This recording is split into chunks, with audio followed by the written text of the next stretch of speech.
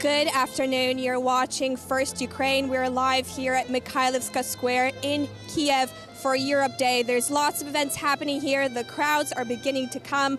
The food stalls are open. There's different cultural events happening. Now, we've just seen the opening ceremony with European officials and dignitaries, as well as Ukrainian officials and dignitaries, and we're joined by Mr. Tombiński. He is EU's ambassador to Ukraine.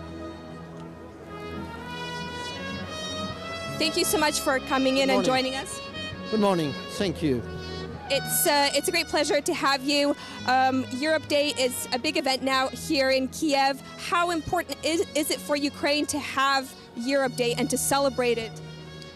Ukraine was among the first countries from outside the European Union that officially introduced this Europe Day celebration, if my memory is right, in 2003. So it is already a tradition in Ukraine to celebrate it, but it also shows a commitment. What is the Ukrainian choice? It wishes to go the path of European integration and to adjust internal structures in order to be able to fulfill all commitments. And it's all about unity, isn't it, Europe Day?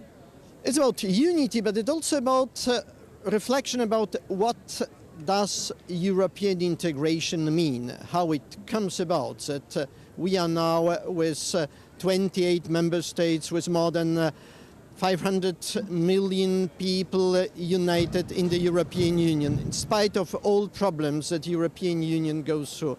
It started as a response to the lesson of the two world wars that went out of Europe, and the answer. And it's become a symbolic day, and for many Ukrainians, this is a type of celebration to welcome Ukraine. It's not a celebration only. The European integration started as an answer to the wars. How to create structures that could preserve lasting peace in Europe. And talking about peace in Ukraine is something that is perhaps even more important than in other countries, because in certain European countries, nations have forget about this main notion of what European integration has brought about to all European citizens. In Ukraine, people know what it does mean, peace. Yes, it's very important. It's confronted with a military conflict and has to withstand its sovereignty and territorial integrity. Yes, of course, but Ukrainians have also been wanting to to be able to travel within the European Union without visas, without having to get visas. Now, Ukraine has been working very hard to meet the requirements set by the European Union to be able to be granted the visa-free regime. Now, what steps should Ukraine take to be able to get this, basically? What does Ukraine need to do for Ukrainians to be able to travel without visas within the European Union? The European integration is not only about traveling, but just in this specific aspect, Ukraine has fulfilled all the commitments that has been set for Ukraine within this visa liberalization dialogue with the European Union. Now the decisions are in the hands of European Council and European Parliament.